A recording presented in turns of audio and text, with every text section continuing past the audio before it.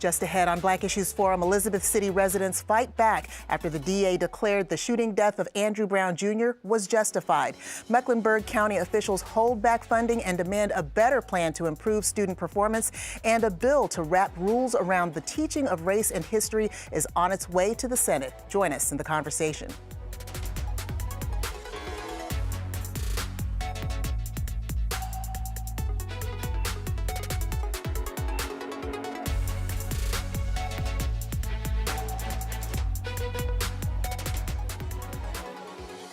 Welcome to Black Issues Forum. I'm Deborah Holt Noel.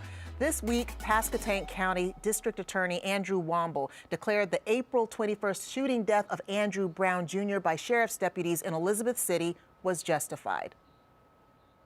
When weighing the degree of force used, a prosecutor must pay careful attention to the facts and circumstances of each particular case, including the severity of the crime at issue, whether the suspect poses an immediate threat to the safety of officers or others, and whether he is actively resisting arrest or attempting to evade arrest by flight.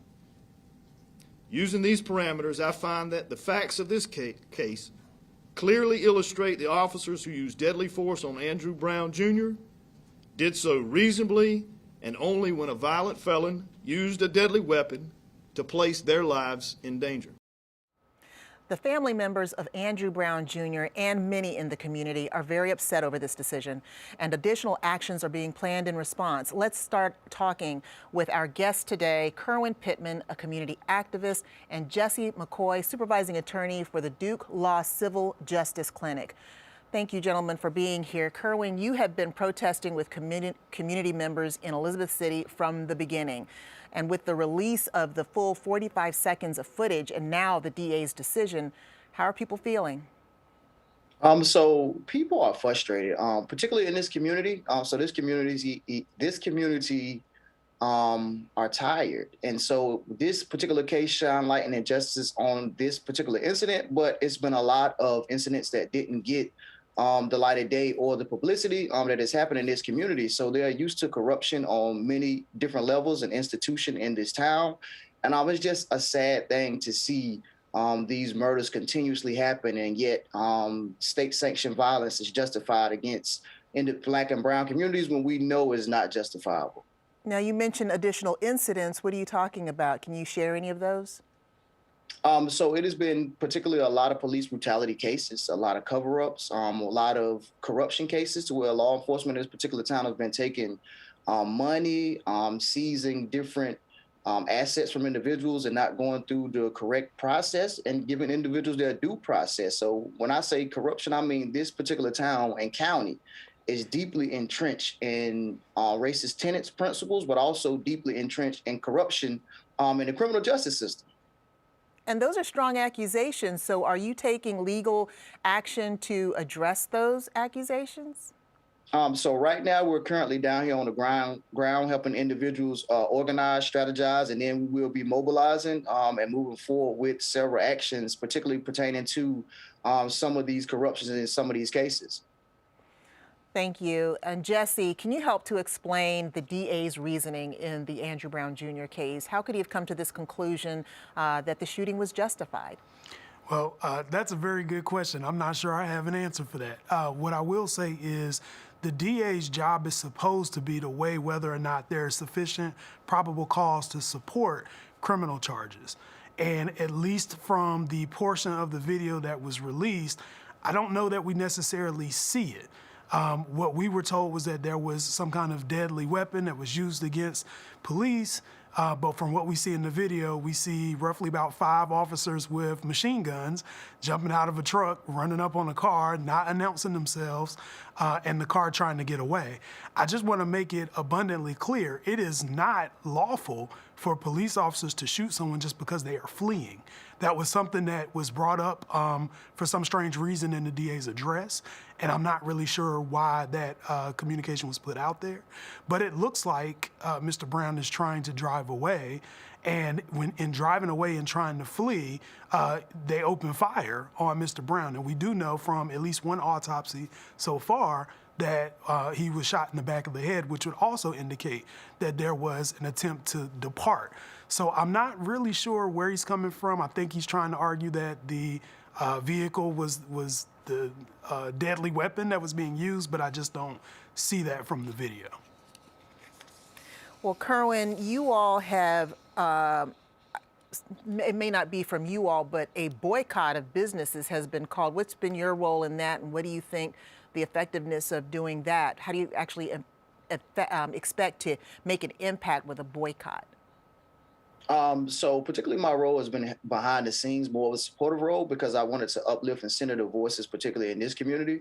And so just providing strategies and kind of different meetings and different ways and tactics we can kind of attack the problem from all angles. And so the boycott is extremely important because we know when people start losing money, a lot of people really start paying attention, particularly when you're taking money from different cities and counties.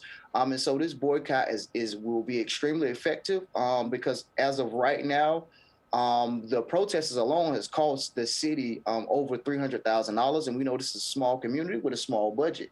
And so by taking the financial stability out of this particular institution that uphold corruption on multiple levels, we'll be able to really leverage the power that the people really have to bring those stakeholders to the table to negotiate just in equitable terms. And it's kind of sad we have to use these type of tactics, guerrilla warfare tactics.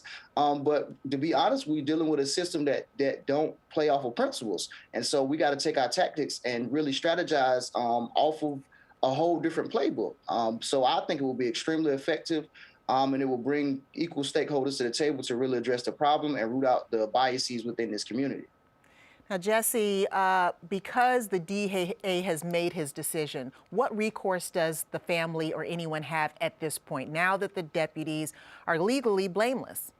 Well, we still have a federal investigation that is underway, and we'll wait and see kind of what the results are from that.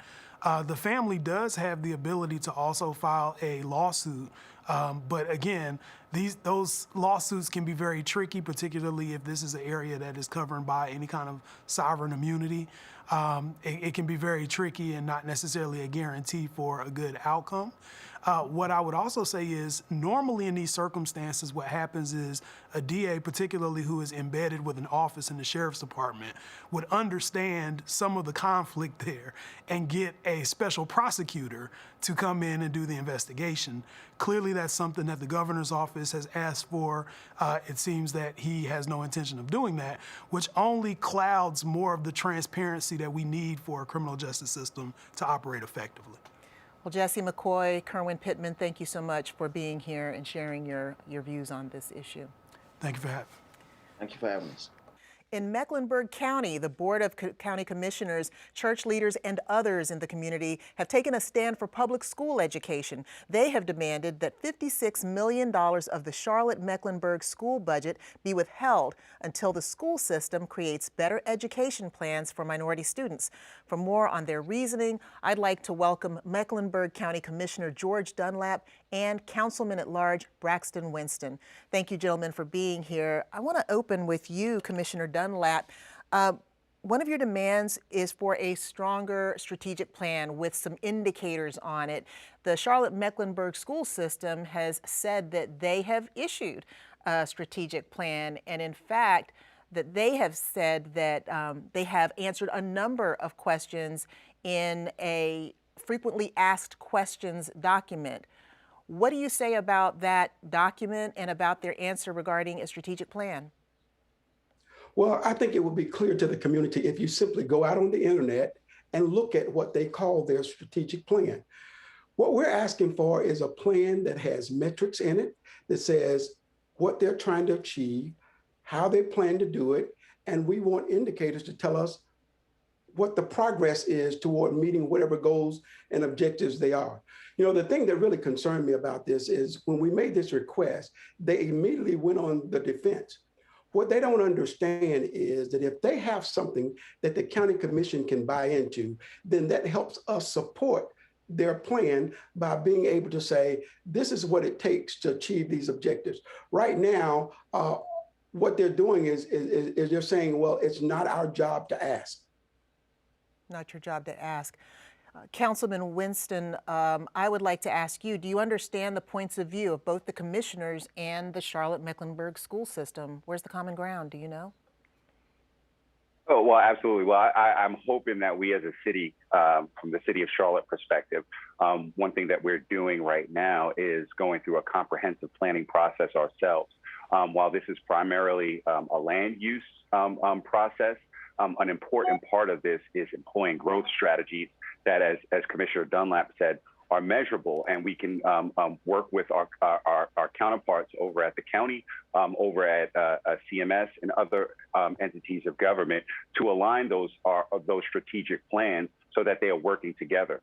Traditionally here in Charlotte and Mecklenburg County, we have not had that comprehensive nature of the way our boards and bodies work together, and our citizens have suffered.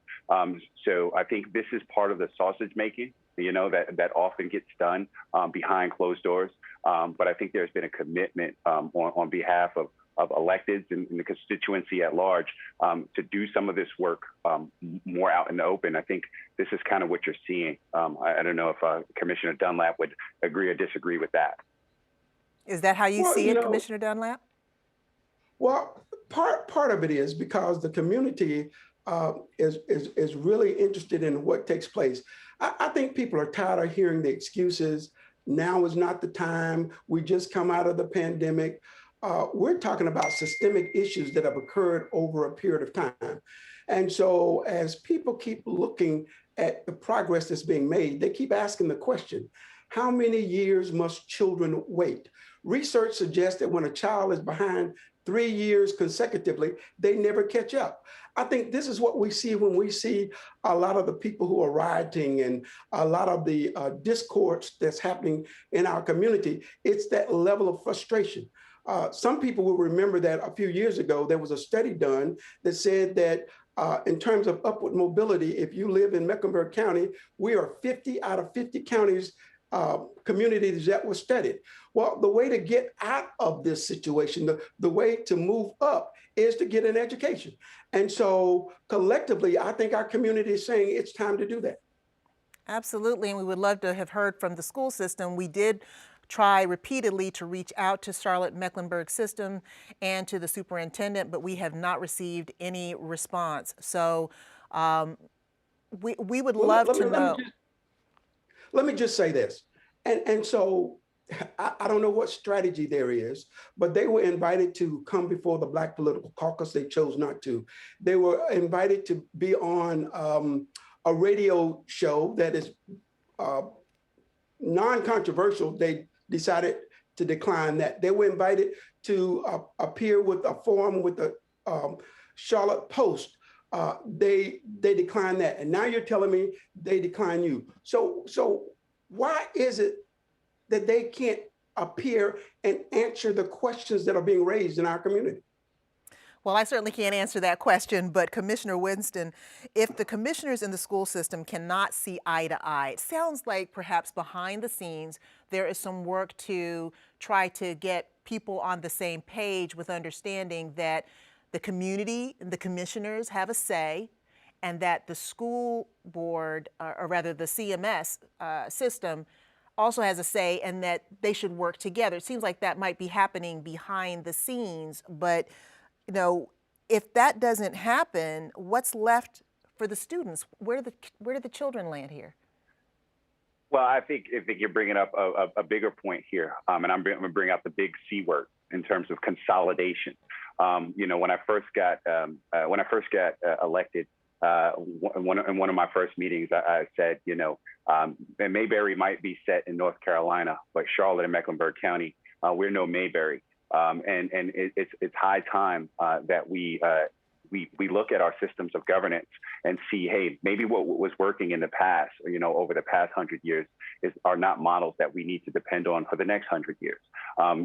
It is very difficult, to be completely honest and frank, for our bodies to work together across from the city, county, and CMS perspective. And again, our constituents really suffer. I will go back to CMS. While I'm not an expert at public school policy, I do know that regardless of what CMS comes up with in terms of trying to fix their purview, students are going to suffer, for instance, as we've seen, if they remain in a digital divide, if they don't have access in their homes to high-speed internet and the ability to use devices as tools.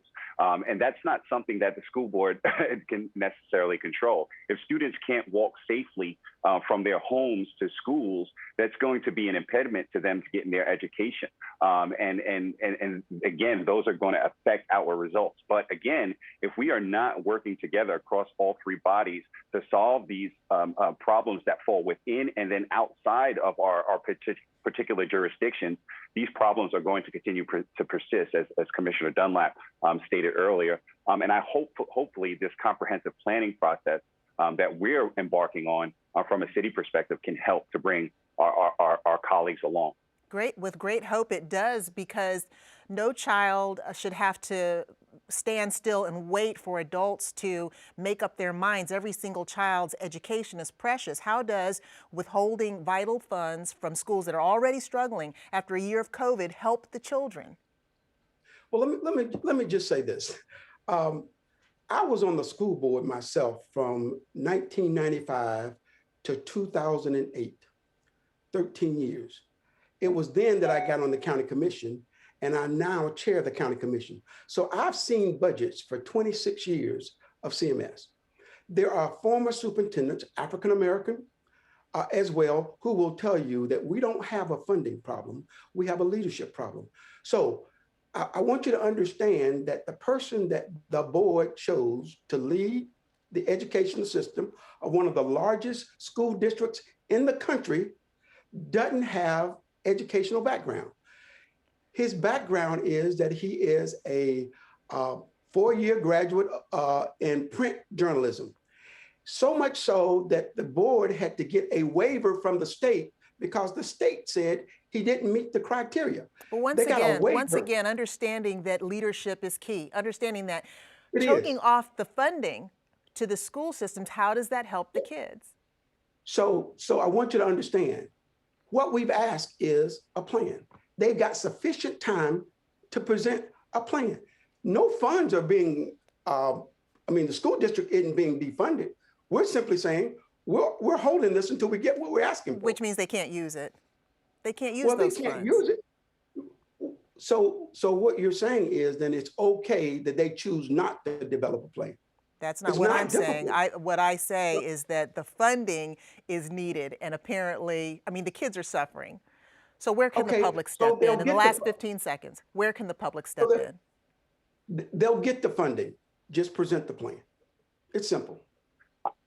I hope that all of our bodies can come together, whether it's through our intergovernmental committees and bringing the other towns in the county together to talk about how do we really come together to come with policy approaches to solve the problems of our constituents. I think that is the solution here. Councilman Braxton Winston, Commissioner George Dunlap, thank you so much for your time and for explaining. We appreciate it. Thank you for having us. A new law that would place rules around how race and history are taught in public schools passed the House 66-48 just last week. This is House Bill 324, subtitled An Act to Ensure Dignity and Non-Discrimination in Schools. Here to examine this bill a little further, I'd like to welcome James E. Ford, Executive Director of CREED, the Center for Racial Equity in Education. James, the draft language of the bill is interesting. I'd like to share some of it.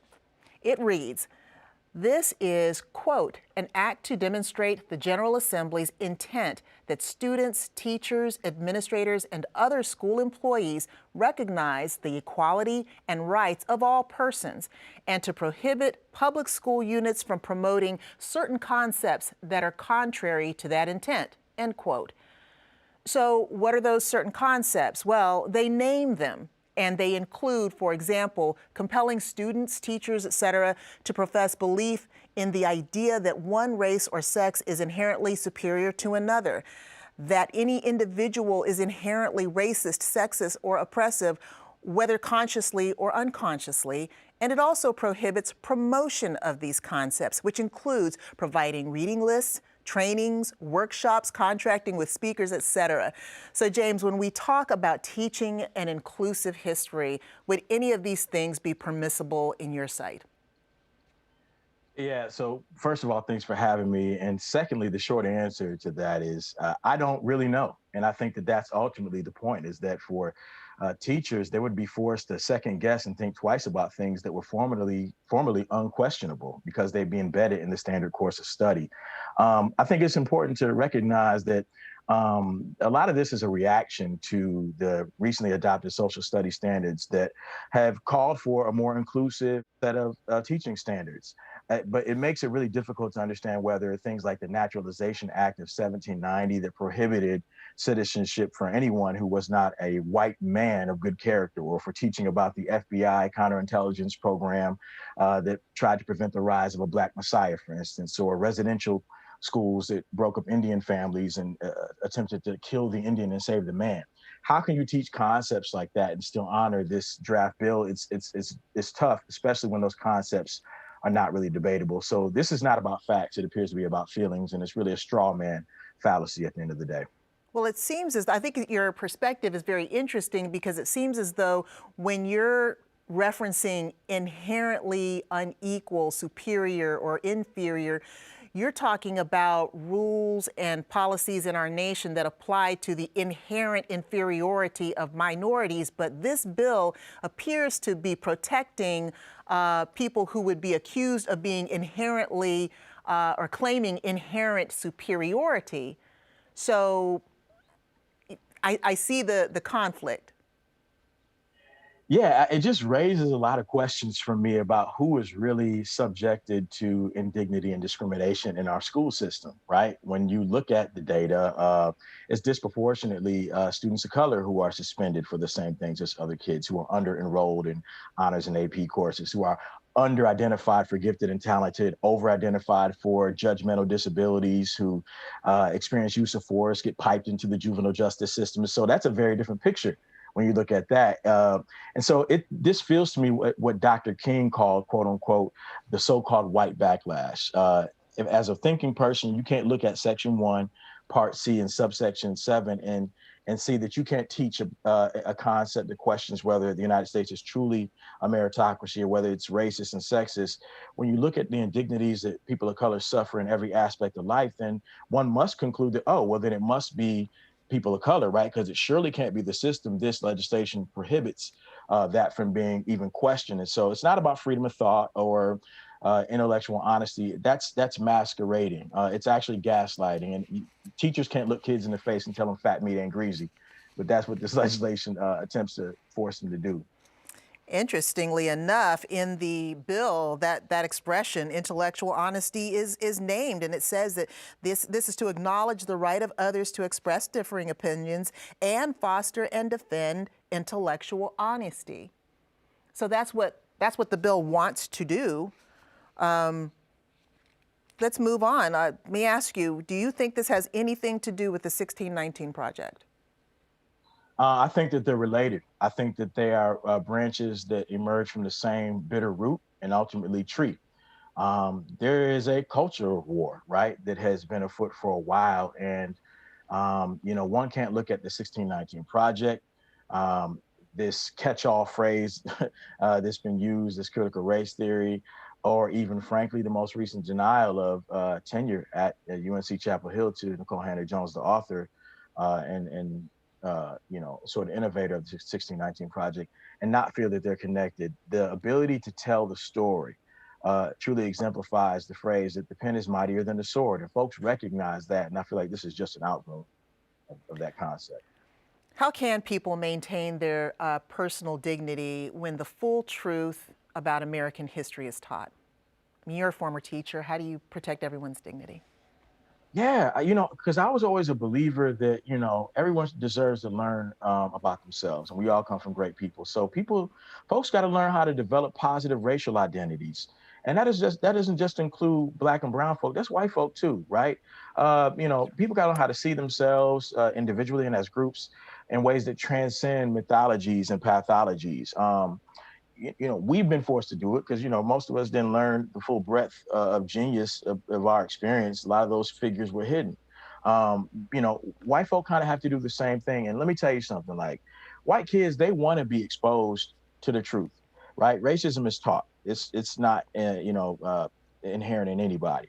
And a lot of this, I feel like, is actually preventing white kids, curiously enough, from really confronting racism and learning the truth as a way of not them adopting their own sense of shame, but I think that it's about protecting the parents and the foreparents from the shame, because they already are. They're getting older and they're learning these things that they haven't been taught in school, and they're starting to indict the communities they come from and say, why didn't y'all tell us these things? Why didn't we learn? Right. And there's nothing at that. And I want to ask a big question in our last few seconds. We hear a lot about critical race theory. What is it? Well, first of all, let me say this is not about critical race theory, but since you asked, critical race theory is actually a field of study. It comes from critical legal studies. It has been innovated by Black and brown scholars. It is a reputable field of scholarship that looks at how systemic racism functions in our society, particularly in a post-civil rights era. And it ain't new. It's been around for a couple of decades. But this ain't about critical race theory. This is about co-opting terms. It's a disinformation campaign that seeks to destroy any discussion about the things that we know to be true. Well, James E. Ford, thank you so much for explaining that and sharing your perspectives today on Black Issues Forum. Thanks for having me. Once again, I want to thank all of today's guests. We invite you to engage with us on Twitter or Instagram using the hashtag Black Issues Forum. You can also find our full episodes on pbsnc.org/Black Issues Forum, or listen at any time on Apple iTunes, Spotify, or Google Podcasts. For Black Issues Forum, I'm Deborah Holt Noel. Thanks for watching.